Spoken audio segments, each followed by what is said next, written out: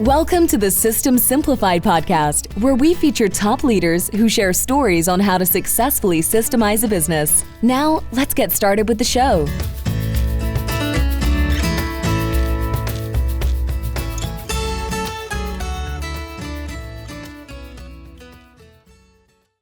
Hello, Adi Klevit here, the host of the System Simplified podcast, where I feature top founders, entrepreneurs, and thought leaders about systematizing a business. And today's episode is being brought to you by Business Success Consulting Group, where we create, document, optimize, and implement processes and procedures so businesses can grow and thrive.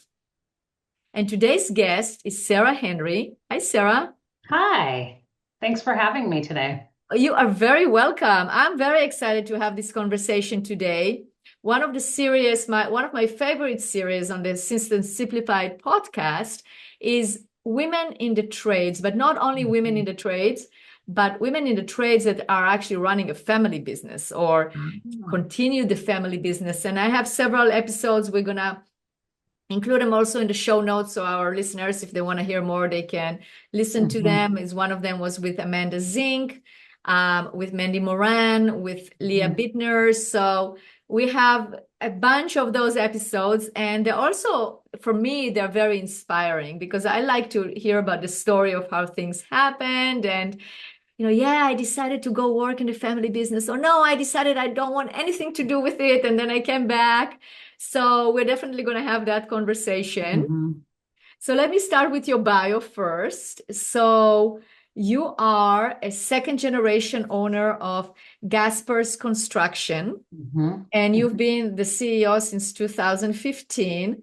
And you're also a wife and a mother, and definitely have a full life. And you basically took over the second generation, so you took over the business. Yeah,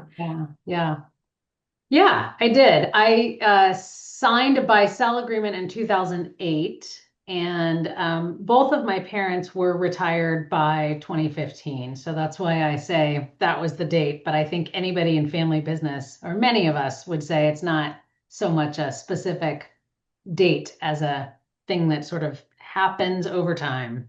Right. That's right. And it's always like, how did you start? Some people start when, I was 10 years old and I came to work every day and I started then, or after college. Like, how did it start? What happened basically for you? Yeah, I really didn't work in the family business until I joined full-time in 2002. Growing up, I worked for other construction companies. I worked for, fast food and the Gap and Starbucks. And then in college, I majored in business and minored in human resources. So after college, I went into the corporate world, doing human resources. And that's what I was doing when I decided to join the family business. I was actually in the Bay Area overseeing pre-board screeners for Oakland and San Francisco airports during 9/11. Oh, okay. So it became clear to me, and I'd always had a passion for small business, growing up in a small business. And I found myself in corporate, which was already not where I particularly wanted to be or could see myself. And then once 9/11 happened, my job was going to become federal. So that seemed like a really good time to move back to Seattle and join the family business. So I did. And where did you start? Well, obviously, bringing my skill set to the table. I think my very first week, I started with a workman's comp claim, or labor and industries. It's called different things in different states. We had a guy who was out and injured and not working at all, and I immediately got to work getting him back to work. He installed door hardware on a huge remodel we were doing, sitting in a rolling office chair because he had a problem with his Achilles tendon. So I jumped in from an HR perspective and then took over doing the finances. And at that time, we had about 5 employees, and our volume was probably somewhere in the $2 million range. And then just as a perspective to this past year, we did about 18.7 million and we have about 56 employees. So it's a very Wow. different company than it was back then. Absolutely. So when you joined the business in the beginning of the 2000s, did you have that growth in mind, or was that your parents were driving the growth? How did Mhm. you decide, okay, let's go to 18 million? Maybe you didn't, and it happened. Mm-hmm, mm-hmm. Um, Definitely, I have a passion for developing and growing people. And I had an eye for I want to grow this company and develop more people and impact more lives. We have an opportunity with what we do to really positively impact homeowners' lives. We do residential remodeling. And so, yeah, I think definitely that was my passion. My dad really was a passionate carpenter, and my mom was an interior designer, and neither of them were particularly interested in or I think excited by managing people and growing a team. Yeah, so having that background in HR really gives you the confidence also that you can manage people, because I think that's a stop for many business owners is the people part of it. How am I going to manage Yeah, that many people? Where am I going to find them? What will happen if I have problems? But yeah, once yeah. you start dealing with it or you're good at dealing with it, I think that's half the battle in terms of like, okay, yeah, I can handle people. Hmm. Now let's grow the company. Yeah. So was there when you joined until you said you signed a buy sell agreement in 2008, was that hard Mhm. for your parents to do that? I mean, I assume both of them were working in the business. Yeah, yeah. I would say harder for my dad, definitely, because he was the founder, and I think many founders can identify with their businesses or their first children. I'm his first human child. But yeah, it was very hard. And it took for us to be successful at it, it really took hiring a consultant to help make that transition happen. I What type remember. of consultant was that? Yeah. So business consultant, as well as management trainer. So helping train our leadership team over the years, as well as helping us with sales training. It was pivotal. All of it was pivotal. But definitely on the business consulting side of things. I remember when he said to my dad, "Okay, you can still go to meetings that Sarah's running, but you have to be quiet." And then he would shift in his chair or he would sigh. I mean, it was very subtle, but everybody in the room was like, oh, he disagrees with what Sarah's saying. So then it became, yeah, you can't go to meetings So during was the there a transition. problem from the employee's viewpoint? Now Sarah, the daughter, is taking over. I mean, was there any friction there? I don't recall there being much friction. Maybe I wasn't aware of it, but it also happened so gradually that I think that made a big difference in how it was perceived by the employees. That and I never wanted to come across as entitled. I wasn't given the business. I purchased the business. And I think I carried for many years imposter syndrome. Like, okay, when is the other shoe going to drop? When am I going to ruin the company? And it wasn't until maybe 5 or 6 years ago when I bought a commercial building and moved the company into that commercial building that I finally felt like, okay, I can do this. I'm not Like going to this is screw a this real all up. business. Yeah, yeah. Wow, it took that long. Why do you think that is? I don't know. I definitely had supportive parents. My dad definitely was and still is to this day, my biggest champion. Um,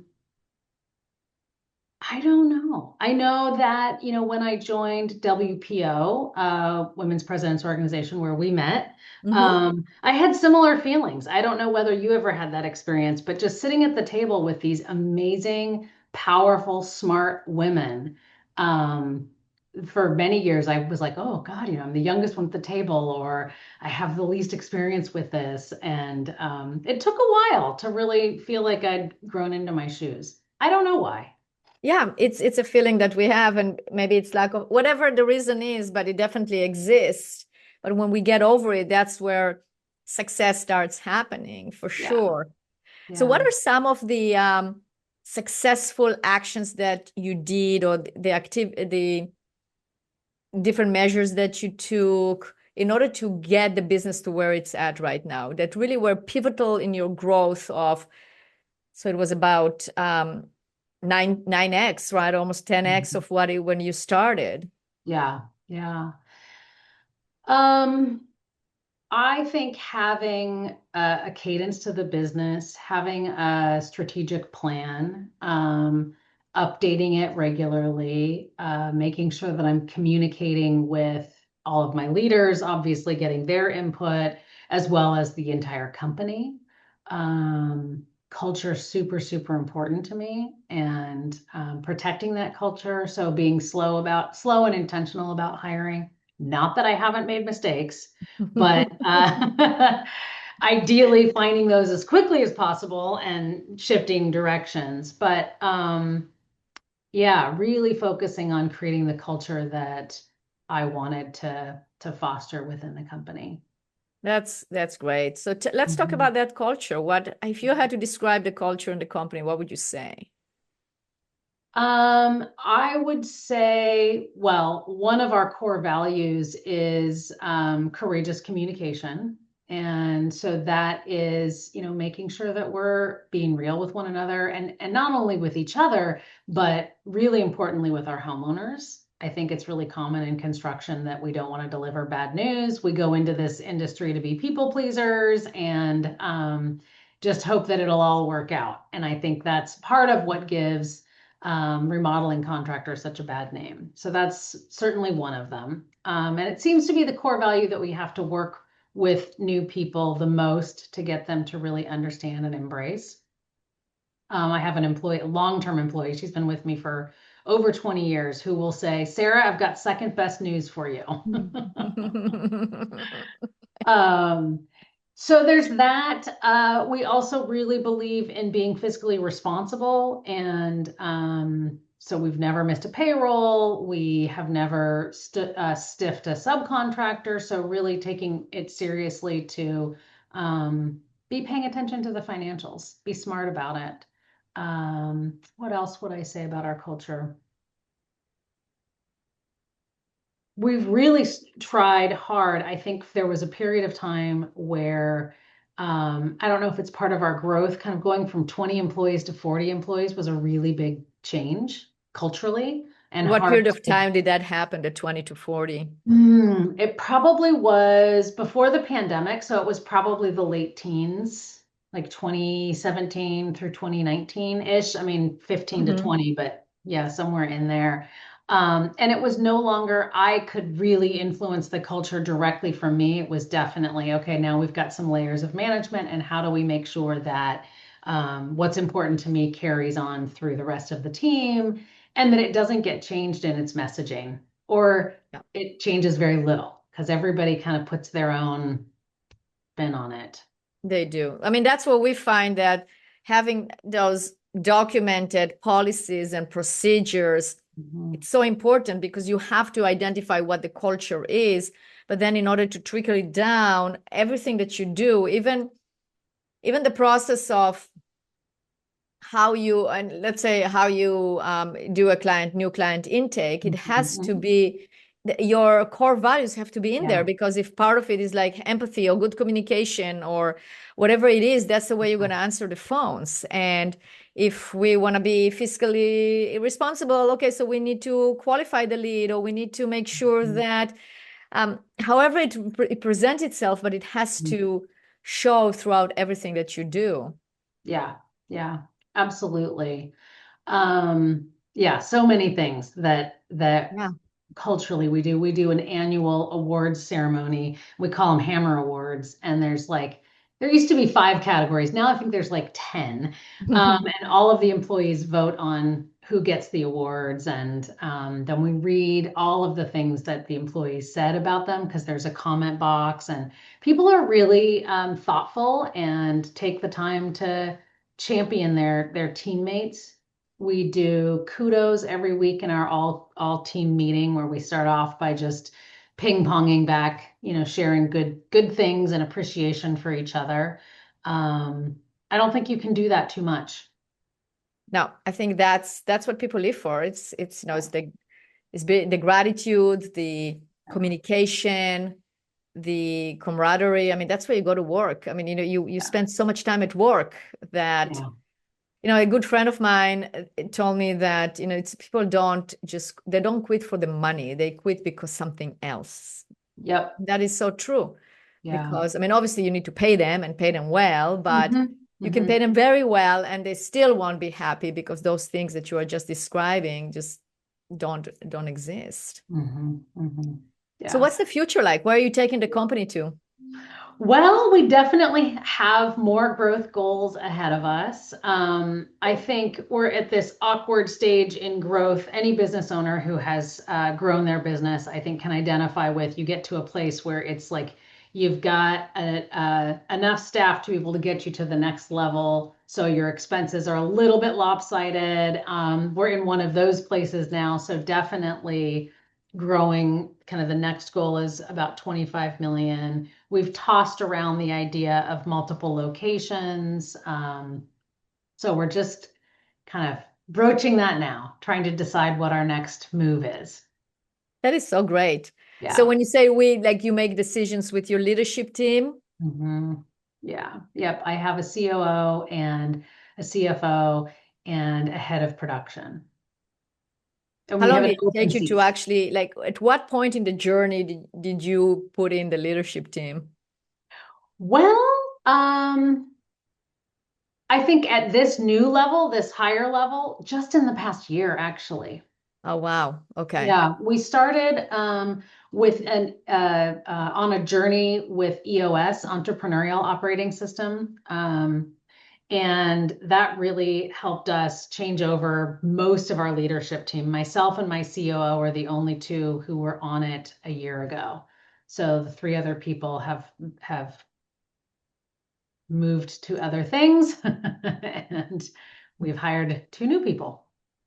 That's right. Okay, good. Yeah. Well, okay, Yeah. so it's definitely changes and whatnot. And so definitely the future, bright future ahead and of expansion by putting in Yeah. all the different aspects in order to get there. And as you said, good culture, good communication, strategy, knowing where you're going, and obviously Mhm. having processes and being organized and being able to train the team will get you there. Yeah. Yep. Yep. All of those things feed into it. And a regular meeting cadence. So we have Yeah. monthly all company meetings, we have weekly team meetings. We do annual reviews. So making sure that we're communicating. Right. So you all know you are communicating and coordinating. So then you have a team that is really behind you. Yeah. So Yeah. that's great. Yeah. Well, last question. How does you said already that your dad is very proud of you, but what is his take on the company that he started Yeah. and where Yeah. it's at today? Yeah. Well, from a tangible perspective, he and my mom together still own 10% of the company. And he comes in once a month and reconciles our bank account. And I pay for his gas as a result of that. So it's a great deal for both of us. And he loves it. He loves to come in and meet everybody, if there's new faces and chat with people. And certainly a sounding board for me, That's both of my great. parents. Yeah. Yeah. Yeah, so you still have that connection and Yeah. good. Well, I said last question, but I have another one. What advice would you give to um, the entrepreneurs that are listening to us right now and actually working in the family business with family? Like what will be, I know each family is different and obviously you have great relationship and a great family. Seems like it's a good family Mhm. dynamic. Yes. Yeah. And that was actually the common denominator of all the women that I interviewed. I mean, that are working in their family with their Mhm. families is there was that sense of group already existing before. Like it was definitely, that's why they're successful. I mean, I'm sure there are others that I didn't interview that are not successful and had problems and fighting and, and all the things that, all the drama that can come with that. Yeah. But what would be a piece of advice that you would like to give to other entrepreneurs? Well, I think I guess it depends on where they're at in their evolution, but if they are looking at taking over the family business, so working in it, but working towards a transition, I couldn't recommend enough hiring a consultant to help facilitate that. That's a great advice. That is a very good advice. And I just recorded another podcast with Deborah Snyder that actually works with Klevit advisors, and we talked about the importance of surrounding yourself with strong people, that knowledgeable people, maybe smarter than you are, that can actually lift you up to the next level. And that is a great piece of advice. So thank you for that, Sarah. And thank you for being a guest on this podcast. It's been a great conversation, and thank you for sharing your story. Oh, thanks for having me, Addie. It was great to see you and connect again.